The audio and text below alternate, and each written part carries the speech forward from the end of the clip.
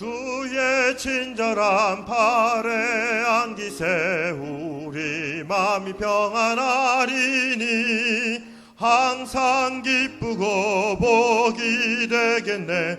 영원하신 팔에 안기세 주의 팔에 그 크신 팔에 안기세 주의 팔에 영원하신 팔에 안기세.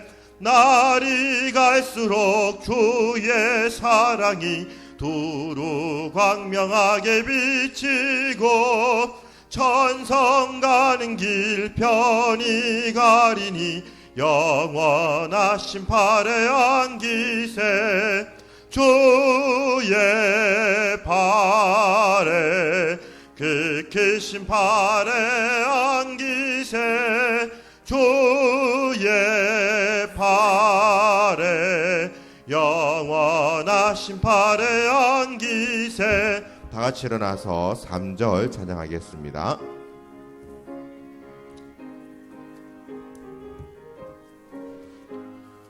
주의 보좌로 나갈 때에 기뻐 찬미 소리 외치고 겁과 두려움 없어지리니 영원하신 팔에 안기세 주의 팔에 그 크신 팔에 안기세 주의 팔에 영원하신 팔에 안기세.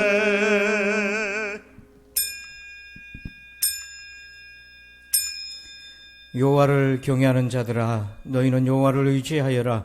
그는 너희의 도움이시요 너희의 방패시로다. 아멘.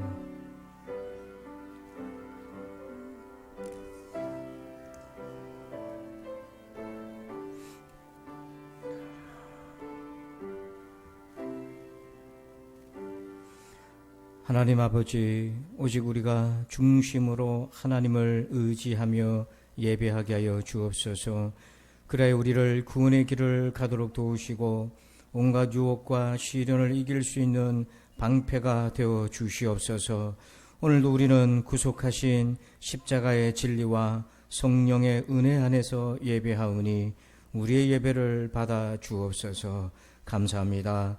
예수님의 이름으로 기도합니다. 아멘. 찬송가 28장을 찬양드립니다.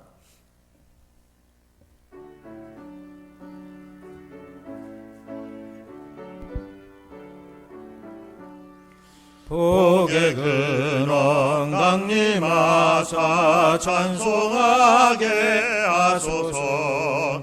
한량없이 자비하심 증량할 길 없도다. 천사들의 찬송가를 내게 가르치소서. 구속하신 그 사랑을 항상 찬송합니다. 주의 크신 도움 받아 이때까지 왔으니 이와 같이 천국에도 이르기를 바라네. 하나님의 품을 떠나 죄에 빠진 우리를 예수 구원하시려고 보혈을 여주셨네.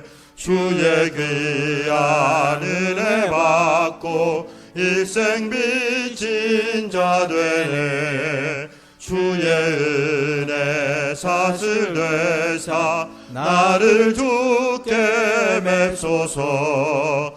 우리 마음은 연약하여 범죄하기 쉬우니 하나님이 받으시고 천국인을 지소서. 아멘. 교독문 126번 사순절 세 번째 편을 교독합니다. 여호와여 나의 영혼이 주를 우러러 보나이다.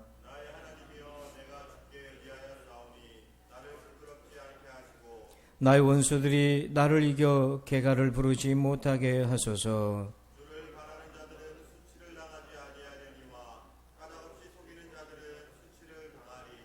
여호와여 주의 도를 내게 보시고 주의 길을 내게 가르치소서.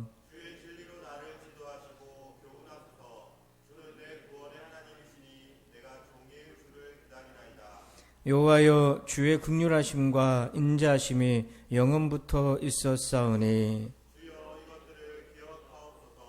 여호와여 내 젊은 시절의 죄와 허물을 기억하지 마시고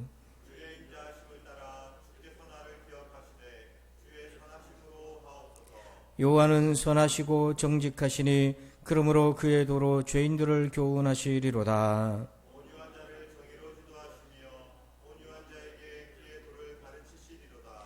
여호와의 모든 길은 그의 언약과 증거를 지키는 자에게 인자와 진리로다. 아멘. 나는 전능하신 아버지 하나님 천지의 창조주를 믿습니다. 나는 그의 유일하신 아들 우리 주 예수 그리스도를 믿습니다. 그는 성령으로 잉태되어 동정녀 마리아에게서 나시고 본디오 빌라도에게 고난을 받아 십자가에 못 박혀 죽으시고 장사된 지 사흘 만에 죽은 자 가운데서 다시 살아나셨으며 하늘에 오르시어 전능하신 아버지 하나님 우편에 앉아 계시다가 거기로부터 살아있는 자와 죽은 자를 심판하러 오십니다. 나는 성령을 믿으며 거룩한 공교회와 성도의 교제와 죄를 용서받는 것과 몸의 부활과 영생을 믿습니다. 아멘. 다 함께 자리에 앉으셔서 찬송가 150장을 찬양 드립니다.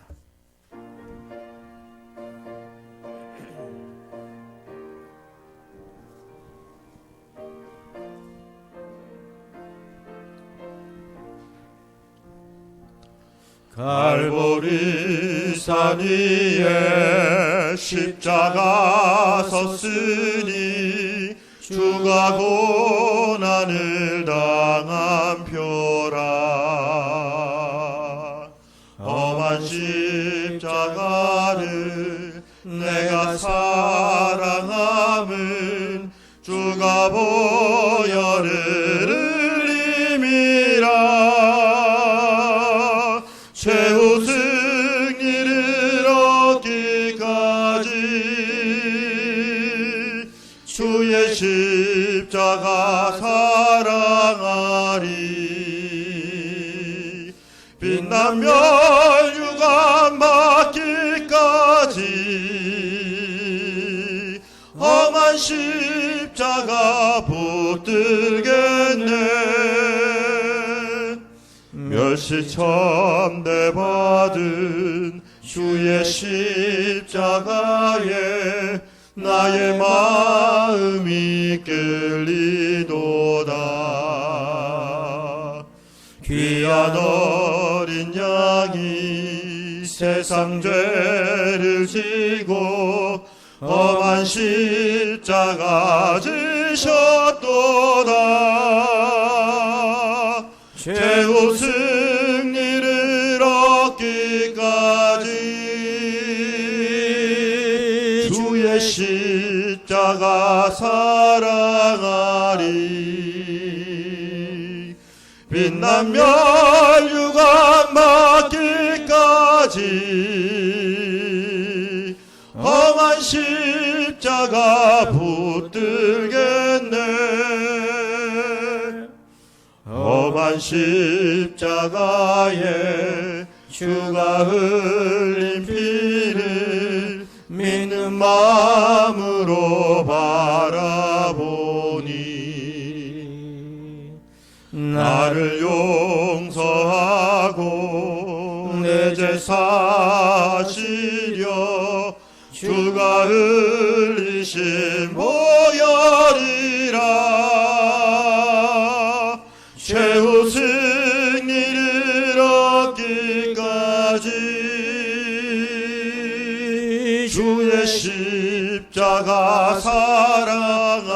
사랑하리 빛난 멸류관 받기까지 험한 십자가 붙들겠네 주님 예비하신 나의 본향집에 나를 부르실 그날에는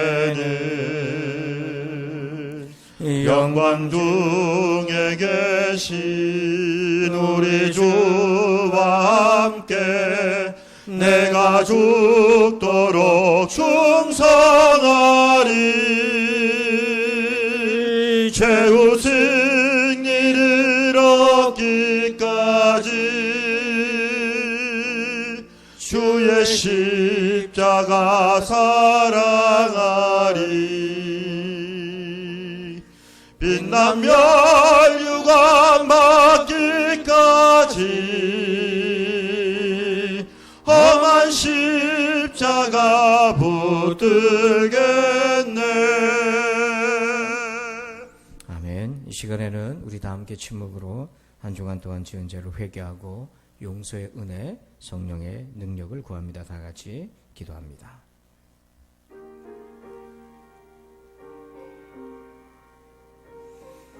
아버지,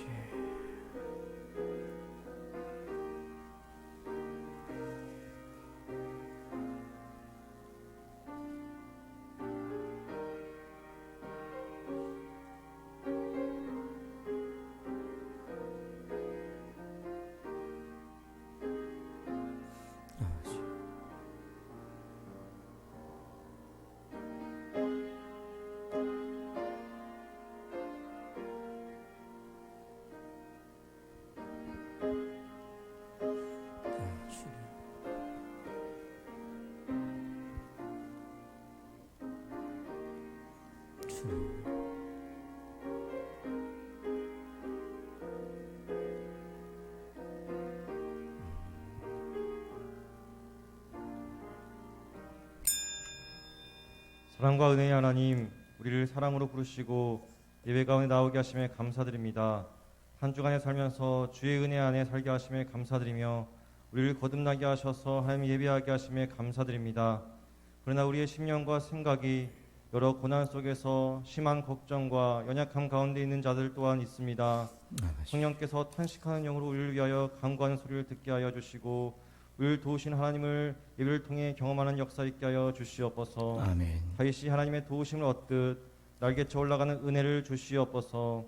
우리가 예배를 드릴 때에 영과 진리로 신령과 진정으로 예배 드리게 하여 주시며 하나님을 예배하며 진실로 하나님과 동행하는 하나님의 말씀을 실천하는 은혜를 주시옵소서. 아멘. 코로나19로 인하여서 전 세계적으로 고통 중에 있는 자들을 위로하여 주시옵소서. 아멘. 이러한 어려운 시대에 우리 부산인 성도들도 믿음이 흔들려도 뿌리 깊은 나무가 되게 하여 주시옵소서. 아멘. 말씀으로 세워지고 말씀대로 행하는 모두 되게 하여 주시옵소서. 아멘. 이 시간 주의 말씀을 듣습니다.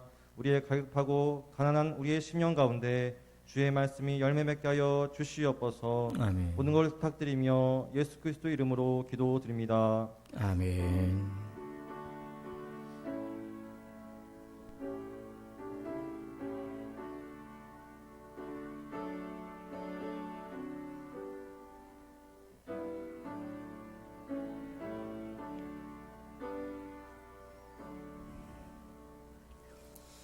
이 시간에는 교회 소식을 말씀드립니다. 좌우에 계신 성도들과 인사하겠습니다. 반갑습니다. 인사할까요?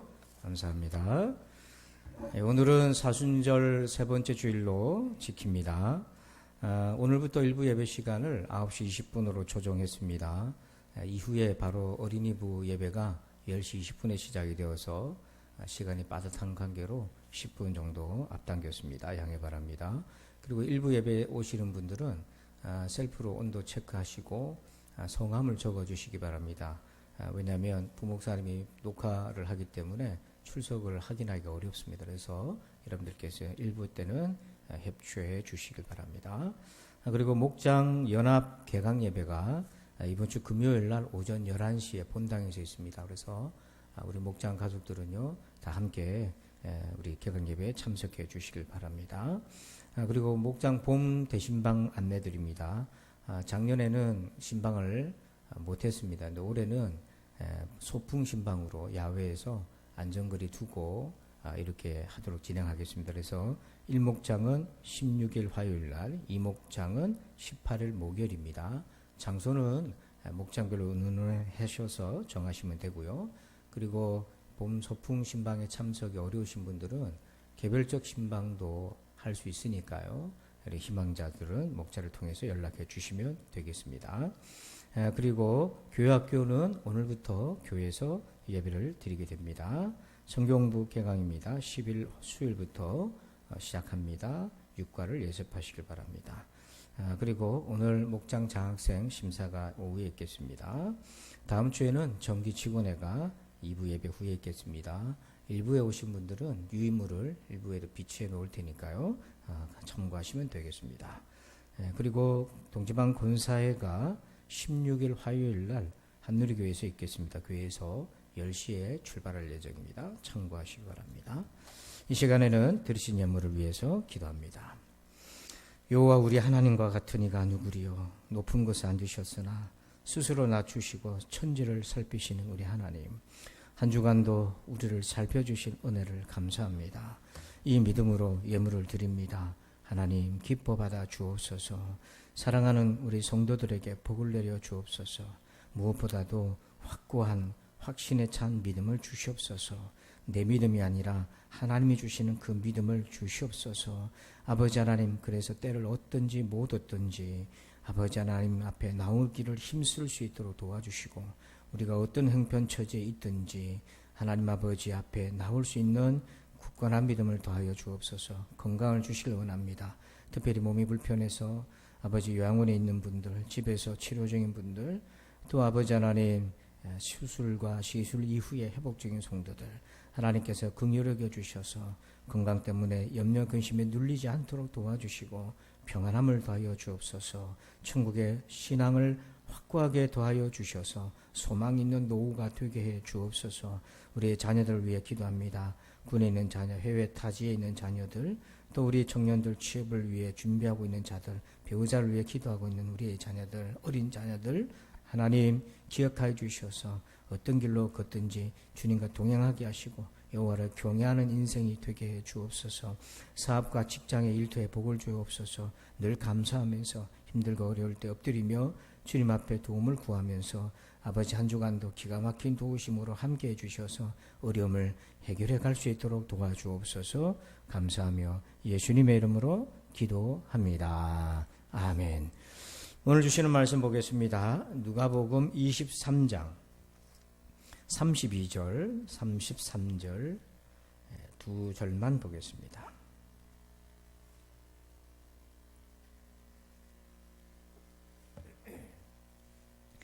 누가복음 23장 32절, 33절입니다.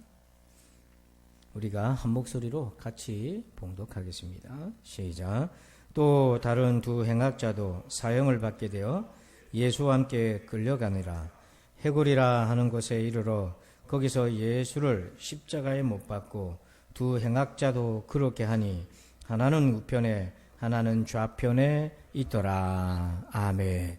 자, 오늘부터 십자가 사이에서라는 주제로 오늘 첫 번째 거기까지 쫓아오시다라는 제목으로 함께 은혜를 나눕니다. 수로보니게 지역의 한 여인이 딸이 귀신이 들렸어요. 흉악한 귀신이 들려서 도저히 감당이 안 돼서 예수님을 찾아왔습니다. 그래서 딸을 고쳐달라고 하는 간절한 부르짖음을 듣고는 예수님이 보통 때는 다 고쳐주셨는데 이번에는 뭐라고 얘기하시냐면은 이렇게 얘기하십니다. 마태복음 15장 26절에 보면 대답하여 이르시되 자녀의 떡을 취하여 개들에게 던짐이 마땅하지 아니하니라. 그러니까 예수님이 테스트를 하신 거예요. 내 은혜는 이스라엘 백성들에게 주는 거지 개들 그러면 그 당시에는 이방인들을 가리키는 표현이었단 말이에요. 개들한테는 줄 것이 없다. 그렇게 얘기했어요. 그러니까 딸을 위해서 예수님께 나온 엄마를 가리켜서 예수님이 개다고 얘기를 한 거죠. 그런데 여기에는 묘한 역설의 의미가 있습니다. 물론 개가 주인의 상에서 떨어지는 부스러기도 먹는 거지만 한켠으로 생각하면 여러분 개는 충직스러운 개는 주인이나 함께 있는 자를 배신하지 않고 끝까지 함께 하잖아요. 그래서 이 개다 그랬을 때 엄마가 딸을 위한 아주 성실한 개의 역할을 하는 거예요. 딸을 버리지 않는 겁니다. 여러분 개 중에서도 사냥개는요 목표를 정하면 끝까지 따라가요. 그런데 이 개라고 하는 우리는 좀 다소 거슬릴 수 있는 표현이지만은 이 개라는 주제로 18세기에 프란시스 톰슨이라는 분이 시를 한 편 썼는데요. 제목이 천국의 사냥개인데 매우 긴 장편입니다만은 앞부분만 소개하면 이렇습니다. 나는 그분에게서 도망쳤다. 밤과 낮의 그늘 속으로. 나는 그분에게서 도망쳤다. 수많은 세월 동안을. 나는 그분에게서 도망쳤다. 내 마음의 미로 속으로. 그리고 눈물과 흘러가는 웃음 속에서 그를 피해 숨어 있었다. 희망에 부풀어 오르다가도 두려움의 골짜기 거대한 우물 속으로 곤두박질을 쳐버렸네. 나를 따라오는 추적해오는 그 힘찬 발소리로부터. 끝에 보면 나를 따라오는 추적해오는 그 힘찬 발소리. 이거를 이제 천국의 사냥개로 하나님이 자신을 포기하지 않고 따라오고 계셨다는 것을 이렇게 시적으로 표현한 겁니다. 여러분 이렇게 하나님의 은혜는 우리를 포기하지 않고 끝까지 추격해 옵니다. 그 추격 때문에 오늘 우리가 믿음을 가질 수 있게 된 것이죠. 그러면 여러분 주님은 우리를 어떻게 쫓아오십니까? 주님은 한 영혼을 어떻게 추격해 오시나요? 그래서 오늘부터 한 달 동안 예수님이 십자가에 달리실 때에 좌우에 있던 강도들의 이야기를 통해서 그 은혜를 하나씩 찾아가 보고자 합니다.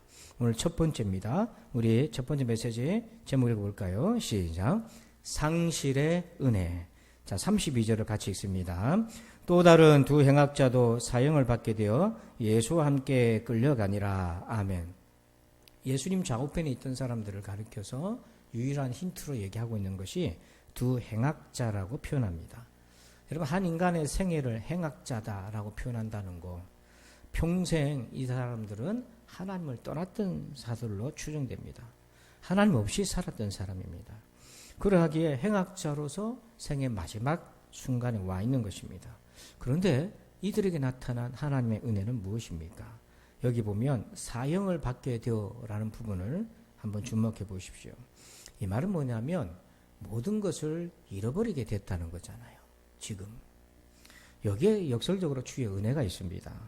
하나님은 때로는요 모든 것을 상실하게 하심으로 찾아오십니다.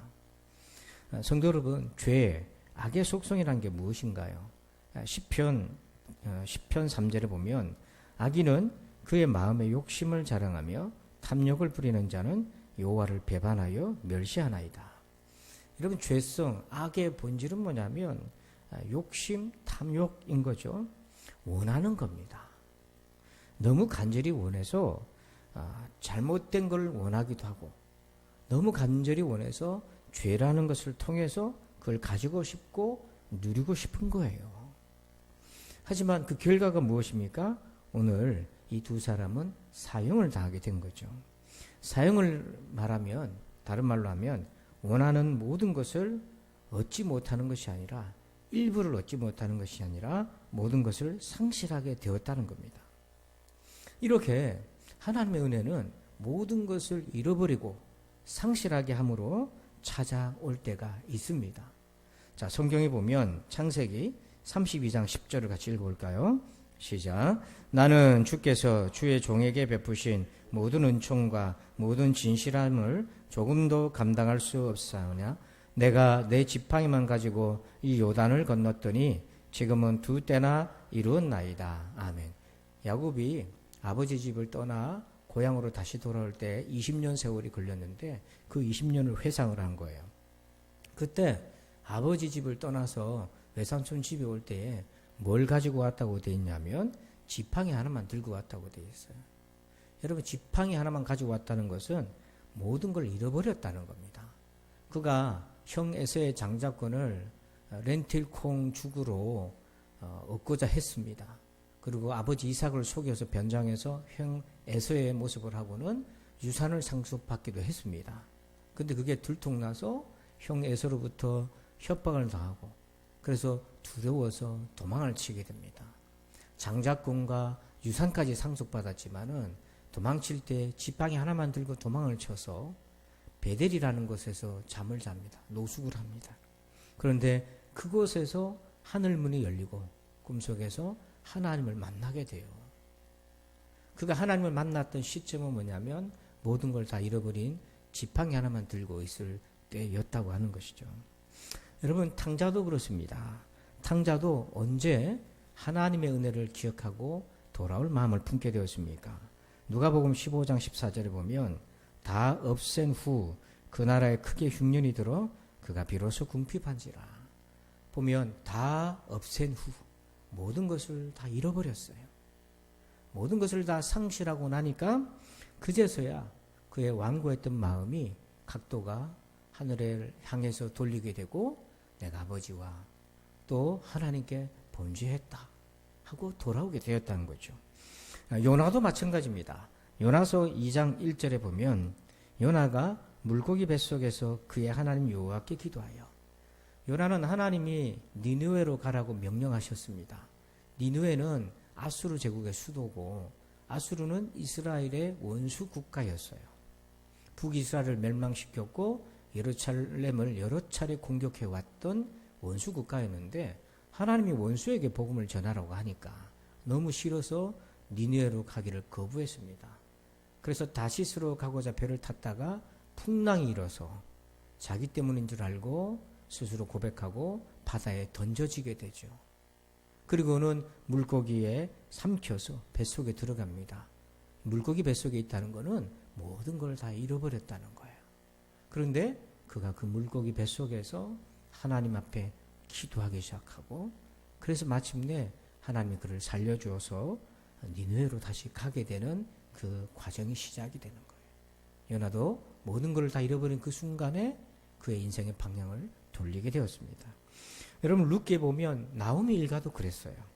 룻기 1장 5절에 말론과 기럨 두 사람이 다 죽고 그 여인은 두 아들과 남편의 뒤에 남았더라. 예, 베들레헴에 흉년이 와서 이 나오미 일가가 모압으로 이사를 갑니다. 이민을 가게 돼요. 그런데 남편과 두 아들 데리고 갑니다. 그곳에서 두 아들 장가도 보냈어요. 그때는 땅도 팔고 정리도 하고 해서 나름대로 재산이 있었는데 10년 만에 어떤 일이 생겼습니까? 남편도 죽고 두 아들도 죽어버렸어요. 모든 걸 다 잃어버렸습니다. 그제서야 나오미는 그의 인생의 방향을 다시 하나님께로 돌리고 베들레헴으로 가자. 스스로 마음을 먹게 됩니다. 그래서 펼쳐지는 사건이 룻기였던 거죠. 마가복음 5장 26절을 같이 한번 읽어보실까요? 시작. 많은 의사에게 많은 괴로움을 받았고 가진 것도 다 허비하였으되 아무 소용이 없고 도리어 더 중하였던 차에 12년간 혈류증을 앓았던 여인이 한 질병을 12년간 앓았다는 것은 얼마나 고통스럽겠어요. 그 12년간 투병생활을 하면서도 주님 앞에 나올 생각을 못했던 거예요. 그런데 그가 예수님께 나올 생각을 하게 된 시점이 있는데 26절 중간에 보니까 가진 것도 다 허비하였을 때 모든 걸 다 잃어버렸어요. 그전에는 가졌던 걸 의지하고 의원을 찾아다니면서 애를 썼지만 다 잃어버렸어요. 다 상실한 그에게 들려온 소문이 있었습니다. 예수님이 우리 동네로 오신다는 것을. 그렇게 해서 이 사람들은 모든 걸 다 잃어버렸을 때에 예수님을 찾아오고 하나님을 찾습니다. 그러니까 여러분, 역설적이게도 하나님의 은혜는 우리가 가진 모든 것을 잃어버리는 그 순간에 찾아오셨다는 거예요. 그래서 이 프란시스 톰슨이 쓴 천국의 사냥개라는 그 아까 읽어드렸던 시 바로 뒤행에 이렇게 구절이 진행이 됩니다. 그리고 한 목소리가 두드린다. 발소리보다 더 긴박하게 네가 나를 배반하였기에 모든 것이 너를 배반한다. 이렇게 하나님을 떠나서 도망 다녔지만 그러다 보니까 모든 것들이 자기를 다 배반했더란 거죠. 그 이유는 바로 하나님을 배반했기에 모든 것이 너를 배반한 것이다. 그러면서 각성하고 하나님 앞으로 돌아온 여정을 이 천국의 사냥개로 기록했던 것입니다. 여러분, 하나님은 때로는 주심이기도 하지만 때로는 모든 것을 잃어버리게 하심으로 우리에게 찾아오기도 한다는 거예요. 두 번째는요, 우리 2번 제목 읽어봅시다. 시작. 복음의 밀착 은혜. 자, 33절 같이 읽습니다. 해골이라 하는 곳에 이르러 거기서 예수를 십자가에 못 박고 두 행악자도 그렇게 하니 하나는 우편에 하나는 좌편에 있더라. 거기 보면 예수님을 십자가에 못 박았다. 예수를 십자가에 못 박고 이 부분을 주목해 보세요. 하나님은 강도들에게, 행악자들에게, 평생 하나님을 부정하고 악을 저질렀던 그들에게 어떤 은혜를 베푸시냐면 놀랍게도 세상 그 누구보다도 십자가에 못 박히시는 예수님을 가장 가까이에서 바로 그 옆에서 목격하고 보게 하신다는 겁니다. 역사상 이 두 사람처럼 생생하게 예수님의 십자가의 죽으심을 목격한 사람들이 없습니다. 이들은 놀라운 은혜를 덧입게 되는 것입니다. 구원의 십자가에 가장 가까운 위치에 밀착해서 그리고 보지 않으려도 볼 수 않으려고 해도 안 볼 수 없을 정도로 가장 선명하게 십자가가 그들 눈앞에 보이게 되었습니다. 이들은 더 이상 외면할 수 없도록 하나님은 십자가의 복음을 바로 그들 옆에다가 바로 세우셨던 겁니다.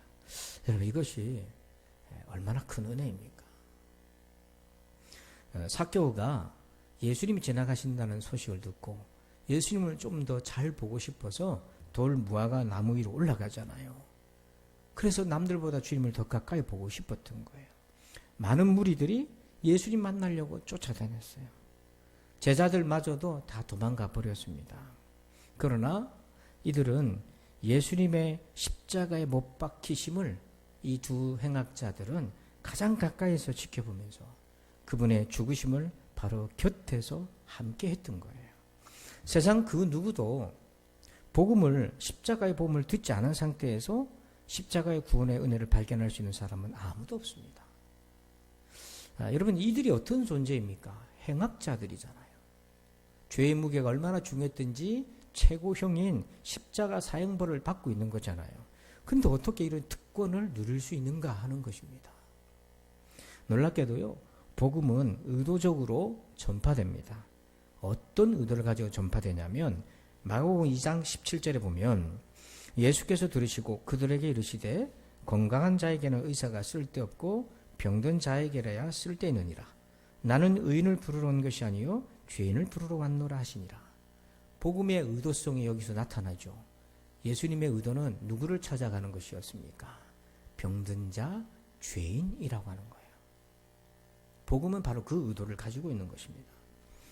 여러분, 죄인이라고요, 압축적인 단어로 병든 자라고 표현되어 있지만 세상에 병의 종류가 얼마나 많습니까?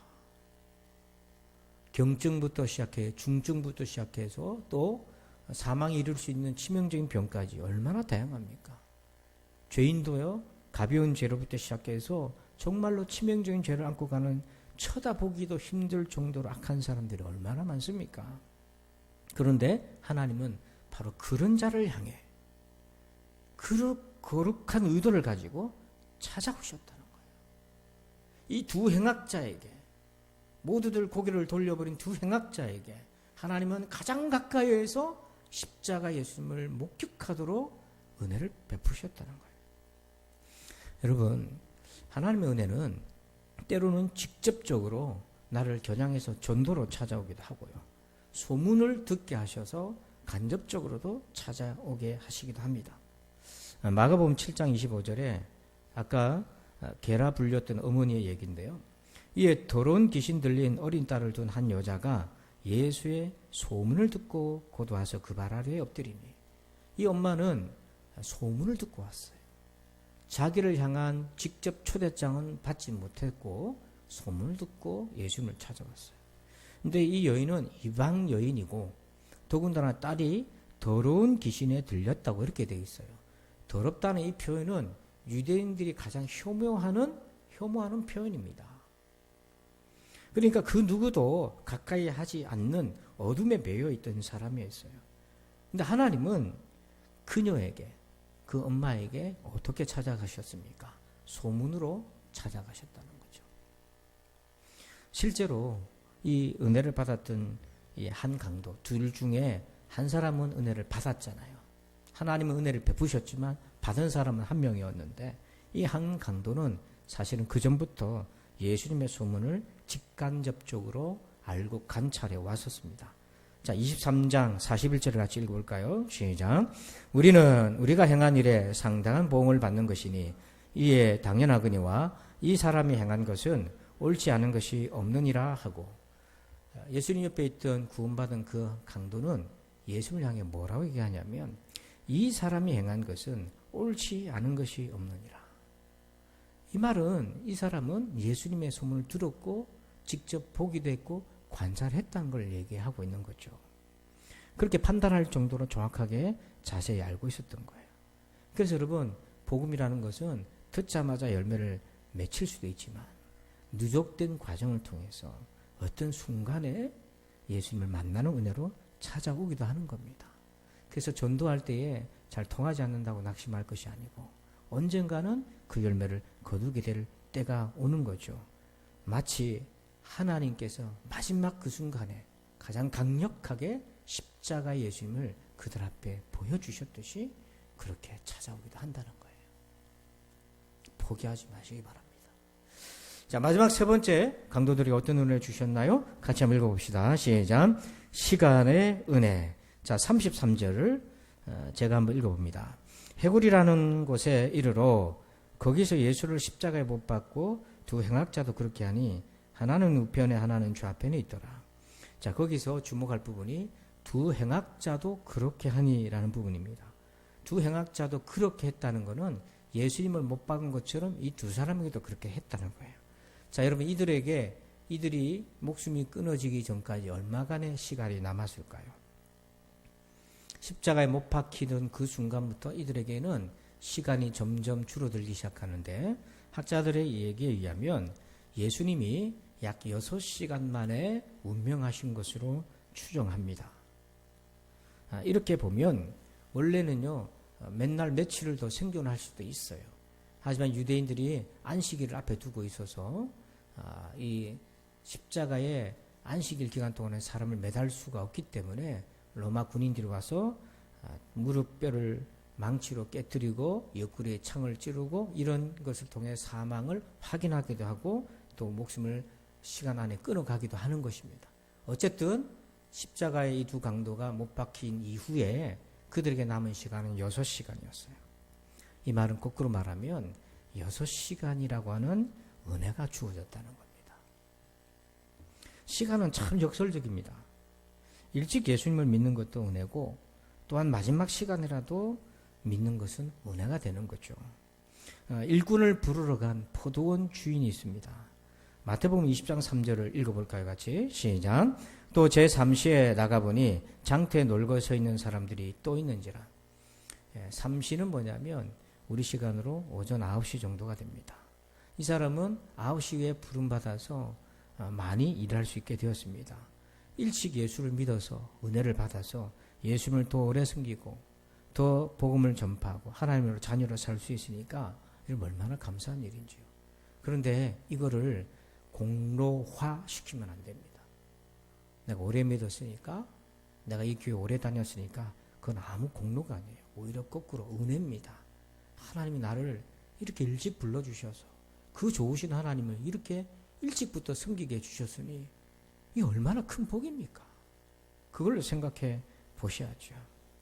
그런데 또 6절에 보면 제11시에도 나가보니 서 있는 사람들이 또 있는지라. 이르되 너희는 어찌하여 종일토록 놀고 여기 서 있느냐. 11시는요 우리 시간으로 오후 5시예요. 오후 5시면 이제 6시 정도 되면 해 떨어진다고 생각하면 이제 해 떨어지면 일을 안 한단 말이에요. 그러니까 해 지기 전에 직전에 부름을 받은 거예요. 이건 역시 놀라운 은혜인 겁니다. 이 사람은 아무 공로가 없어요. 주장할 아무 공로도 없이 구원을 받았어요. 또 주를 위해 수고할 만한 시간적인 여유도 없었습니다. 그런데도 구원받았어요. 이거 어찌 큰 은혜가 아니겠습니까? 여러분, 그렇다고 해서 이 은혜를 절대로 가볍게 여기면 안 되는 것입니다. 생각해 보면 이 은혜는 절체절명의 은혜인 것이에요. 성경에 3시간이라고 하는 시간의 은혜를 주어졌는데 그걸 놓쳐버린 사람이 있습니다. 사도행전 5장 7절 8절을 보면 아나니아와 삽비라 부부가 하나님께 소유를 팔아서 예물을 올려드려서 나누고자 결심을 했습니다. 얼마나 아름다운 결심이었습니까? 그런데 그들의 동기가 잘못되었는지 과정이 잘못되었는지 사단의 시험에 들고 말았어요. 그래서 남편이 이제 아내가 남편이 먼저 죽고 그 다음 아내가 들어왔는데 이렇게 얘기합니다. 3시간쯤 지나 그의 아내가 그 일어난 일을 알지 못하고 들어오니 베드로가 이르되 그 땅 판 값이 이것뿐이냐 내게 말하라 하니 이르되 예 이것뿐이라 하더라. 이 여인은 남편이 죽은 줄 몰랐어요. 하나님 앞에 심판받은 줄 몰랐던 거예요. 그런데 7절 앞에 보면 시간이 나와 있잖아요. 3시간이란 시간이 있잖아요. 그러니까 이 3시간이란 시간이 결과적으로 기록되어 있는데 우리 각자에게는 우리의 시간이 얼마나 남아있는지 아무도 모릅니다. 그렇기 때문에 내게 얼마간의 시간이 있는지 모르기 때문에 내가 때를 얻든지 못 얻든지 기회를 받았을 때는 그 은혜를 붙잡아야 되는 거예요. 리 스트로벨이라고 하는 기자였다가 목회자가 된 분이 있어요.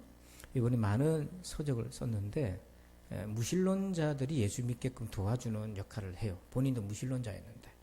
그런데 장인 어른이 똑같이 무신론자였고 이발사로 80평생을 사신 분이었고 그래서 사이가 목사가 됐는데 그래서 장인 어른을 찾아가 식사를 하면서 전도하려고 자기가 어떻게 목사가 됐는지를 얘기를 했습니다.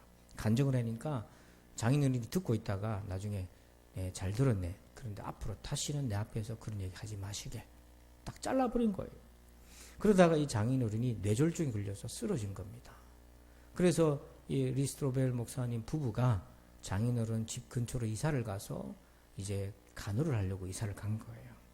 그런데 의사는 재발할 것이고 그렇게 되면 생존하기 어렵다고 경고를 했어요. 그래서 리스트로벨 목사님이 마지막 기회인 줄 알고 복음을 전했는데 이렇게 누워있는데 듣는 둥 마는 둥 아무리 전도해도 믿음도 하나도 없어요. 그래서 도저히 안 되겠다 싶어서 장인 어른이 못 듣도록 나지막하게 사탄을 대적하는 기도를 했어요. 사탄아, 내 아버지를 묻고 있는 사탄아 떠나가라. 아버지가 들으면 안 되니까 장인 어른이 못 듣도록 기도를 한 거예요. 그리고는 다시 장인 어른 기회가 되고 예수님을 전했어요. 장인 어른, 우리는 죄인입니다. 우리의 힘으로는 구원을 받을 수가 없어요. 라고 복음을 전하기 시작했는데 장인 어른이 바로 그 전과는 전혀 다르게 긍정적으로 표정이 바뀌기를 시작하고 그래서 이 사위 목사님이 예수님을 영접하기 원하세요? 라고 물었어요. 그랬더니 눈물을 흘리면서 고개를 끄덕였어요. 그리고는 예수님을 영접시켰습니다. 얼마나 감사했는지 몰라요. 그런데 안타깝게도 그 이후에 영접한 이후에 재발해가지고 다시 쓰러지고 응급실로 모셨고 며칠 만에 의식이 없는 상태에서 돌아가신 거죠. 바로 마지막 그 순간에 하나님은 그를 불러주셨던 거예요. 구급차 안에서 가면서 마지막 유언을 남겼어요. 뭐라고 남겼냐면 사위에게 고맙다고 전해달라. 마지막 유언을 남기고 그는 천국에 가게 되었습니다. 여러분 잘랄 루딘 룸이라는 분이 쓴 시가 있는데요. 제가 한번 읽어드릴게요. 목마른 자가 물을 찾는 것처럼 물도 온 세상을 뒤져 목마른 사람을 찾습니다. 그러니 그분이 당신을 사랑할 때 받아들이십시오. 그분이 당신의 귀를 원할 때 귀를 내어 주십시오. 하나님도 우리를 간절히 찾고 있다는 거예요. 그러므로 여러분 하나님은 두 행악자들을 거기까지 찾아오셨어요. 주님은 오늘 우리에게도 거기까지 찾아오실 것입니다. 이런 은혜가 저와 여러분에게 있기를 주의 이름으로 축원합니다. 아버지 하나님 감사합니다. 거기까지 쫓아오신 그 은혜를 입었기에 오늘 우리가 이렇게 예배할 수 있음을 기억합니다. 사랑하는 우리 성도들 붙드셔서 오늘도 그 은혜를 받아들이는 믿음의 사람들이 되게 도와주옵소서. 예수님의 이름으로 기도합니다. 아멘. 우리 다 함께 자리에 일어나셔서 송령 1장을 찬양하십시다.